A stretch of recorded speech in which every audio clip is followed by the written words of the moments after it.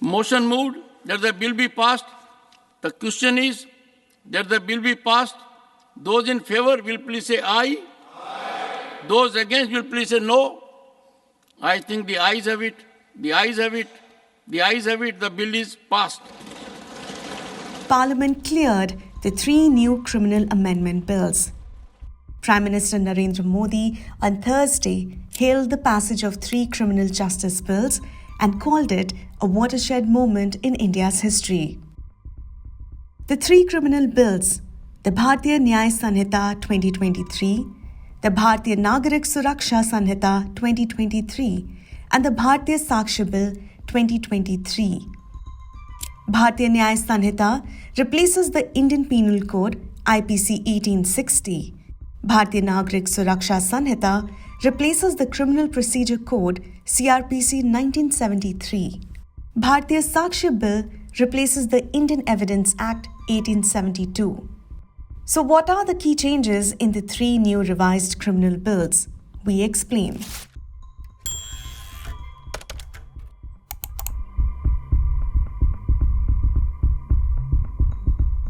A large number of provisions have been retained from the IPC, and there have been very limited changes that have been introduced. And what I will do is take you through some of these changes. A positive change has been the introduction of community service as a punishment. And this has been done for 6 offenses, mainly petty offenses. This includes theft, someone who's been convicted for the first time of theft under a value of 5,000, for example. Defamation as well has been, this punishment has been included for that. Another change has been the removal of certain offenses like adultery, attempt to suicide. There has been an emphasis to also expand the role of victims in the entire process, which is a welcome change. It's happened through the explicit recognition of zero FIR. That means an FIR can be filed by a complainant or any person in any jurisdiction. So that's an empowering provision. Additionally, there has been an expansion of the sort of right of victims to have more information throughout the criminal trial process, as well as a sort of expansion of their participatory role in the entire system. Though at the same time, I think one thing I would like to say is that though there has been this emphasis that, the bill, this Bharatiya Nyaya Sanhita does a lot for women and children. It's important to note that very little new has been added in this context.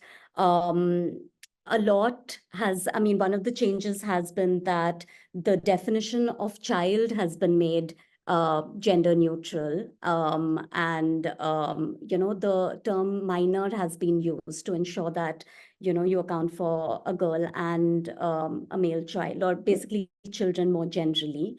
But one of the issues that currently remains is that there's no provision that accounts for offenses against adult men or trans people in the bill.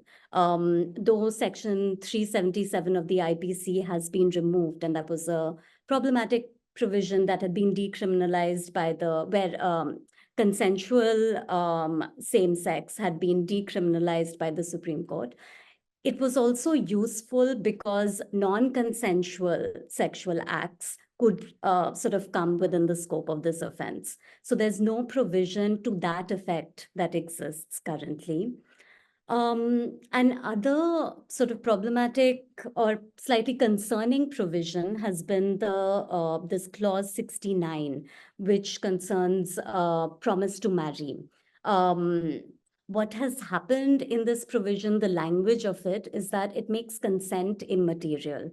So jurisprudence on the question of promise to marry has developed over time to sort of make it related to the idea of rape. So for instance, if in a sexual equation, if my consent has been obtained because on the basis of a promise or and if that promise and if that very sort of idea has been later found to be false and there's been deceit, then the assumption is that consent has been vitiated and it attacks consent. But what has happened in the new provision that's been introduced is that it talks about this question. What it's criminalizing really has been the deceit and the false promise itself. And it removes this concept of consent from the equation. The problem with something like this is that it broadens the scope of the offense. So the woman does not need to, it doesn't need to, for instance, even be the woman who is filing a complaint under this provision. It makes it broader because the thing that's been criminalized really is this deceit itself. The other sort of broad issue with some of the new offenses that have been introduced in the BNS has been that there have been more offenses that have been included that use vague and broad language. And this is a problem very broadly because it's important for criminal law to be very narrow and precise, so that people know exactly what is an offense and what are the activities that are sought to be criminalized under a particular provision. The broader the language of an offense, the more it becomes open to multiple interpretations. It opens up the possibility for misuse. So different stakeholders and different functionaries in the system, whether it's the police or the judiciary, everyone can have a different idea of what acts get attracted by a provision, and therefore the concern with something like this is that it leads to overcriminalization. There's been enough said about how the process becomes the punishment. Eventually, one may be acquitted by the court. The court may find that something that the police thought and sort of thought was an offense under a provision and brought someone into a provision with is a problem, but courts may decide otherwise. But the entire process of being part of and undergoing the entire trial process is in many ways part of the punishment.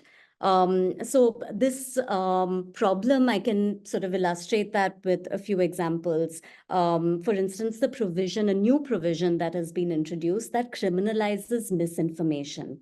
So it uses broad language of making or publishing false or misleading information that jeopardizes the sovereignty, integrity, unity, security of India. So here, words like false, misleading, or even jeopardize, they're not very clearly defined. There's no legal definition for it. So it becomes, again, as I said, open to interpretation of what is false or misleading. The truth of falsity or the fact of falsity is only something that is eventually decided by the court. But the process, again, comes into play much earlier. Again, this provision does not require any intention or knowledge. So I don't need to know that something is false or misleading. I may just get a WhatsApp forward and circulate it and sort of attract the scope of this provision.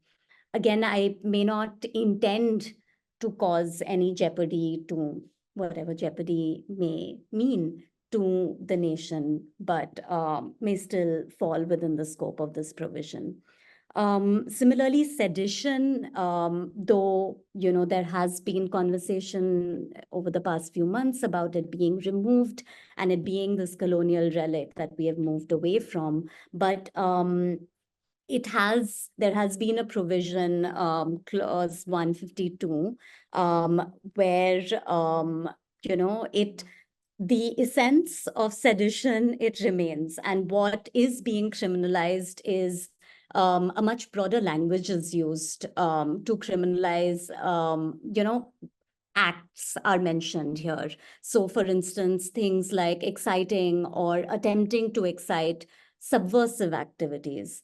Again, a broad definition because any form of dissent or deviation or protest may amount to a subversion.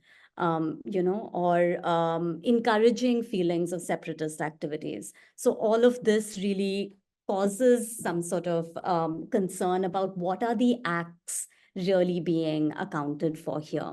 Again, even though it's been emphasized as a positive thing that these provisions have been designed, sedition in particular, as acts against India as opposed to disaffection against the government, what's happening, the use of language of India as opposed to the government is also further expanding the scope of the offense, because in some ways, because the idea of nation is more abstract and difficult to define. So in some ways, acts that are against individuals, public functionaries, state functionaries, public figures, communities, society, anything can sort of fall within the ambit of this offense.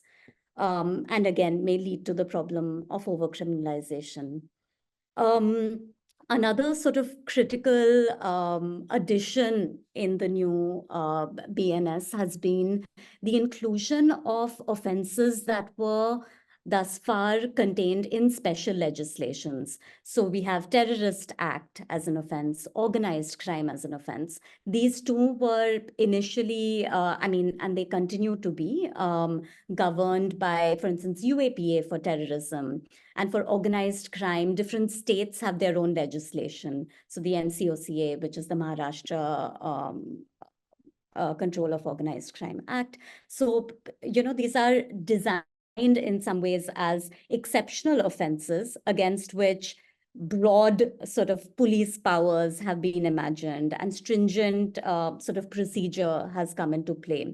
So the decision to sort of include something like a terrorist act within a general law is confusing. There is no clarity about what is intended to be really achieved through something like this. Because especially with Terrorist Act, it's interesting because the earlier draft, it included a much broader definition that went beyond the definition of Terrorist Act, even in the UAPA. What is in the current version of the bill that has been passed yesterday by the Lok Sabha, that includes a definition that's largely similar to the definition under the UAPA. So even though there is a provision in the BNS which gives the superintendent of the police the power to decide which whether to register the offense under the BNS or under the UAPA, there's no clarity as to how this decision will be arrived at. And again, something that I started with, right? When the law is not clear about what are the acts, what is exactly the scope of police power, the broader the law, the broader is the sort of the more, the higher is the scope for misuse and for subjectivity to sort of creep in. This actually may impact the very idea of justice, fairness, or protection for citizens that the new law imagines and hopes for. In the text of it, there haven't been substantial changes. I mean, one sort of part of our research had been, when the bills had been introduced, to sort of really compare what has been the extent of changes. And I think what that revealed was that largely 70% does remain the same. But at the same time, there has been this push towards, speedy justice through the introduction of timelines and through the introduction of some changes that are geared towards ensuring that things happen more quickly.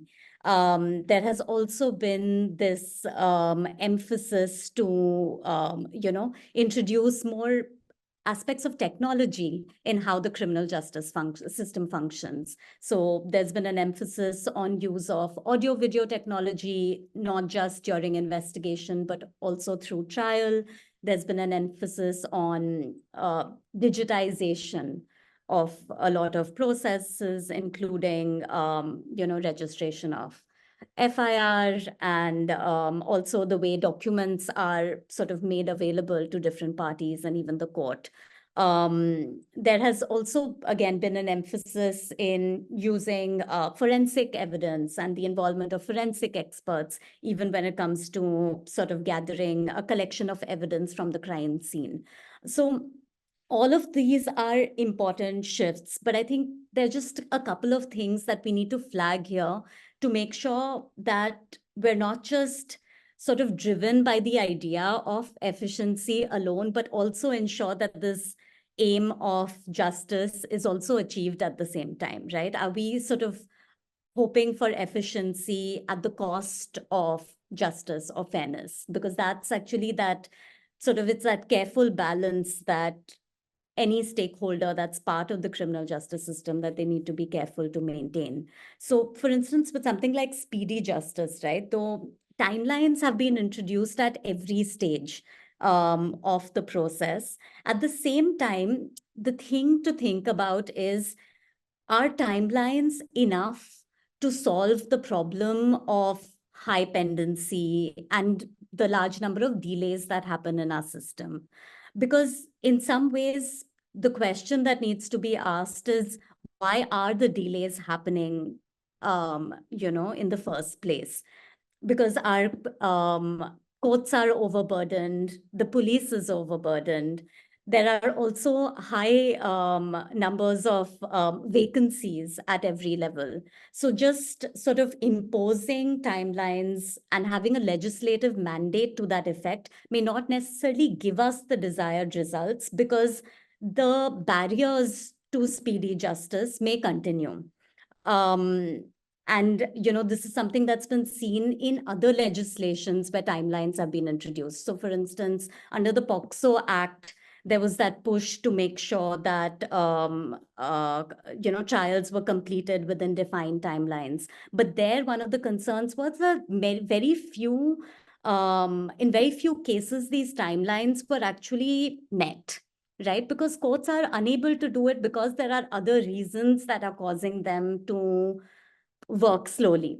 And there are other reasons that are leading to this delay. The other thing is that imposition of timelines like this may cause an unnecessary and huge amount of burden on all of the stakeholders involved. And the sort of unintended consequence of something like this may be its impact on fair trial rights. So there have been enough cases that even the team at Project 39A has been involved in, where, the Supreme Court, and these are cases where the death penalty has also been imposed. But when it has reached the Supreme Court has found that, the manner in which the trial was conducted in the lower courts was completely compromised the accused's fair trial rights. And therefore, they've had to remand and send the cases back to the lower courts for retrial. Now, the unintended consequence, therefore, of putting this kind of burden on the system to perform without ensuring that institutional changes are brought about that equip them to perform may actually lead to further burdening of the system with, problems of retrials happening again and again. So that's something to keep in mind, which hasn't been part of the conversation enough. This other point that I want to bring is on, this use of audio-video technology during investigation is a really important step, right? And it does have the potential to really expand transparency and accountability of the police. This is especially because it's been introduced as a mandatory requirement during search and seizure carried out by the police. It is something to note, though, that this mandatory requirement doesn't extend to other aspects of investigation. So, for instance, there's not even an option for the use of audio-video technology during, say, arrests.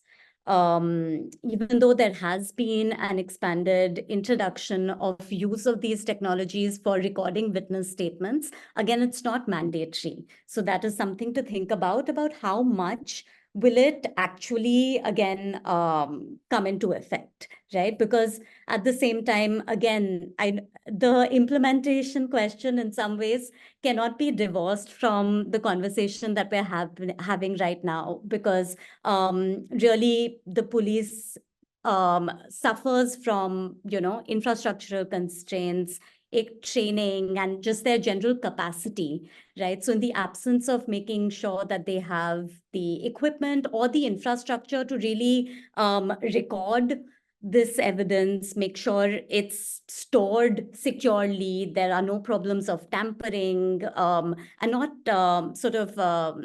intended or malicious acts. I mean, just in terms of the system, more broadly, because with electronic stuff, there's also the fear of corruption of files and malware and things like that. Those are very real things that we need to start thinking about to make sure that this is not just implemented in word, but can actually also be implemented in effectively in practice. Again, the other point that I want to make about forensics, of course, there are a huge number of vacancies where we currently stand, and it's important that we again, build capacity, equip our scientists, and have a team of qualified people to perform this role.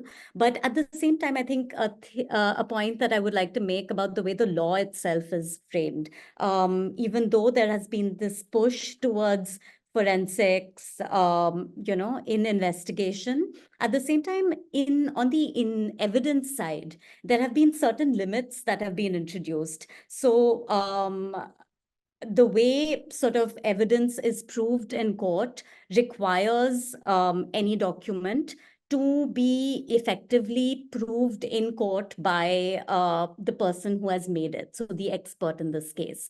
What the shift that's happened in the current law has been that there has been a certain limit that's been added to the extent to which the forensic experts' evidence itself is sort of examined and scrutinized by the court.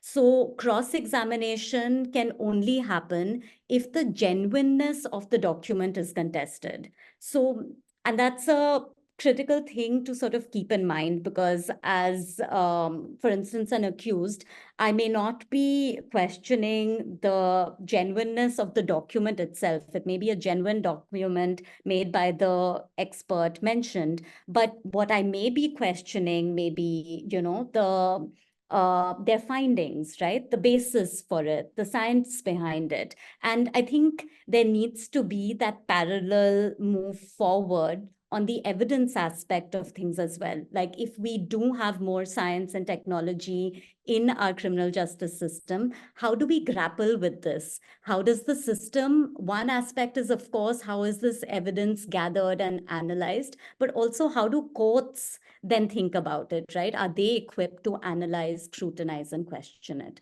So this is an important aspect that needs to also be considered. Another point that I want to highlight, there's been some conversation on it, but not enough, is about the expansion of police powers when it comes to the duration of police custody during investigation. So here, the current law, it's important to sort of lay that down. In the current law, a person can be sent to police custody during the first 15 days of arrest. So broadly, this has been the interpretation of the law. At the same time, there's also been a skepticism in the law about sending an accused to police custody, because there are concerns about torture, coercion, fabrication of evidence, and all of this, besides impacting the constitutional rights of the accused, it also has an impact on just the quality of evidence, right? And the integrity of the system itself. Now, the problem that the police and others have also highlighted with limiting this scope of sending someone to police custody to the first 15 days has been that if, for instance, during the first 15 days, the accused is not available, suppose the accused is in hospital for medical treatment, then the police loses their power, and they are then unable to sort of investigate fully. And this compromises their sort of interests and also the broader interests of, investigation itself. Now, what the law does on one ground is to sort of resolve this problem. So it says that 15 days custody that is permitted to the police can happen at any point. It doesn't have to be restricted to the first 15 days.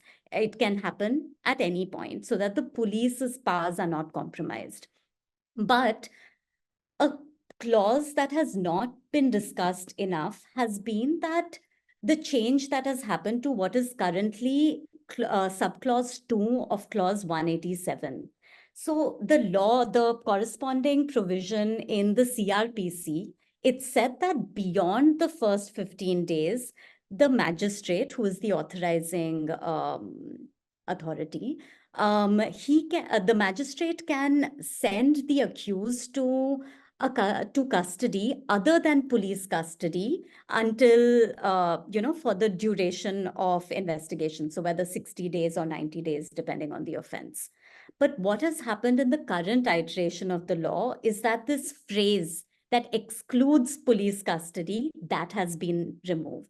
So the effect of this provision is that even beyond the first 15 days, the magistrate can authorize detention to police custody besides judicial custody, which is sending someone to prison, and therefore to jail during investigation. And therefore, in some ways, it expands the police power. And this second aspect, the second change that's been introduced in the law, I feel has not been given enough sort of attention. The other point that is important to discuss is the consequences of trial in absentia.